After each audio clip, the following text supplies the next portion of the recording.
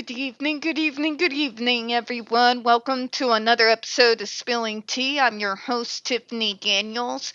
We are going back to that horrible world known as the JRC, but before we do, brief disclaimers and your trigger warnings.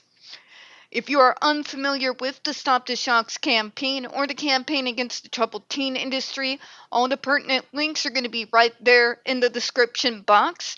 Included is also the link, of course, to Neuroclastic's little interview they did with over 800 ABA professionals in regards to the JRC's so-called behavior modification program. The JRC feeling so threatened by a small non-for-profit that they felt the need to actually threaten these folks with a defamation lawsuit means there's some things in there they don't want you to know. Please read the article and share it all your social media. Also, go ahead, if you scroll down, you'll see a link to their GoFundMe, just in case the JRC ever actually decides to see through with their threat. Although, let's be honest, if anybody has anything to fear in regards to discovery, the JRC is it. You know, especially considering they do not have the best track record in regards to, not messing with court ordered evidence. Alright, folks, when we discuss places like the Judge Rotenberg Educational Center or Agape Boarding School for Boys, you're going to hear vivid descriptions of and catch clips or surveillance footage of people with mental health issues and disabled people being tortured and abused. If you got young children present, please use your headphones. This channel is marked not for kids for a reason. We do use profanity and we speak on dark subjects. If your child is 16 and younger and watching this, very obviously, parental supervision is something that is very much advised, alright? Okay. I will eventually get to the other paragraph, but once again, as has been the case throughout the entirety of this entire document here that the JRC has sent out, something caught my eye just as I was getting things set up to do this video. And it is going to be like right here in about the middle. And we've gone over it previously. It's in regards to restraints and how under threat of violence that the way things went down in regards to behavior that is going to make them want to restrain the kid. Actually, I think I did bring this up, so I'm just going to bring it up with the billionth time. JRC, I need you to understand what your own damn device is. That device, in and of itself, is a restraint. What do you all think happens when you shoot a large amount of electricity that's attached over the skin surface of a muscle, a little button there? What do you think that muscle does? It tenses up, right? It tenses up to the point that the person that is being shocked with that electricity no longer has any form of control over the muscle that the electricity is being shot into. So, considering where we know the JRC put those electrodes, the back of the calves, for example, the abdomen, the arms, explain to me like I'm 5 how that is not somehow considered a form of restraint. Whether it's a physical rope, whether it's handcuffs, if it's the ball and chain from the 1930s, or if it is electricity being shocked through you so that you can no longer control the movement of your own muscles on your own body. All of these are restraints. Okay? So saying by use of the GED how many times they have to be restrained by the more traditional manner, you're simply switching out one form of restraint for another. In actuality, as I've been stating as we've been going throughout the entirety of this series here, they're still being restrained. There is no actual progress that has been made here, okay? But how many times, if you even call that restraint, Tiff, if you even call that restraint, yes, I do, Karen. I'm not a moron.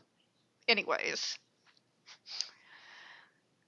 But the number went down. Well, obviously that's better, right? Yes and no. Yes and no. The problem here is in regards to longevity. As we know, and in fact have multiple times on record from the JRC, from the multiple cases that have been laid at their feet due to their own insanity,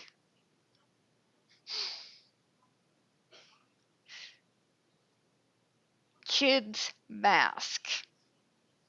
Okay? When you remove the threat, because no real meaningful intervention was done, because none of these kids were taught alternative behaviors, they were given no tools in regards to self-soothing and self-coping mechanisms. All those issues that were causing all those multiple behaviors and incidents, they're still there. They haven't gone away, they've only been suppressed. Again, I need a bullhorn and a soapbox. They're still there. You can't call anything a success if the underlying issue that's causing the behavior is still there and is still undealt with. Suppression is not a real solution in regards to quote unquote dangerous behaviors. That is my point. Because when you have no more fear of violence being visited upon your person, because you've got psychos at your school with a very weird sadism streaks in them, guess what's going to happen? You don't age out of these behaviors. If anybody can tell you that, hi, allow me to be Exhibit A. How many times since I started this channel have I told you all that I've had some form of a meltdown? Off the top of my head, I can think of 3 times. 3 times. One of those was one of my more violent, causing damage to the wall type of meltdowns. I don't have them very often. They are, however, still there. The reason why there isn't more meltdowns is because, unlike the JRC, I was given by a very, very competent team even better coping mechanisms than what I had used previously to help get myself to calm down and get myself more under control, but to also start to notice when I was getting towards that general direction to start taking precautionary measures, okay? Means the triggers that were causing those behaviors by me, my team, my circle of support, and everyone are well versed in them, and I was given tools to kind of keep an eye on things so that I can deal with them. You deal with the triggers, and wouldn't you know it, almost like magic, the behaviors that happen because of those triggers goes down a huge amount. And again, because I'm not the JRC, nor am I one of those bad used car salesmen who tried to sell you ABA, I'm never going to be rid of those behaviors entirely. There are going to be moments all the way up until it's time for me to depart this mortal coil, as it were, where those behaviors are going to come out. I have accepted and made peace with this as much as someone like me humanly can. However, I don't suppress things anymore. At least I try not to. I do sometimes get in the bad habit of hiding things. And the reason why I do is because, folks, that's what gets drilled into us neurodivergent's head starting at ridiculously young ages. For me, it started around 10 to 11 years old. For most people these days, they get that stuff started at age 3. I'm 40 years old now, and I still have issues in that area. I am improving. It's going to take probably the rest of my life to continue to improve in that area because, yeah, suppression is not a solution. Suppression isn't a miracle cure to the behaviors that scare the neurotypicals. Suppression is simply that. It is not lack of a response, it is delayed response. Now layer that delayed response with a whole shit ton of others. And then move that student away from where that threat is hanging over their heads. And the JRC has noted themselves on numerous occasions that we have already gone over on this channel that when they do that fading and the kid has been removed off of the device, how many times have we read that suddenly all those behaviors, once they were off the device, came back and they were far worse and far more intense than they ever had been previously? The JRC does not have the logic, or let's face it, the honesty, to realize that it was their so-called treatment that caused that particular problem to get worse. No, they blame you and me, GQ Public, and yes, even places like ARC, literally their superiors in sheer numbers in regards to the services they have provided, as well as the fact that they provide services from cradle till bye-bye time. They blame it because the kid had the device removed, instead of admitting that by not honing in on those triggers, by not giving these kids any tools whatsoever in any way, shape, or form to address those triggers so that the instances where they would act out would start slowing down and getting lower and lower naturally. They're going to hang on with the argument that has been a favorite of abusive parents everywhere since the beginning of time.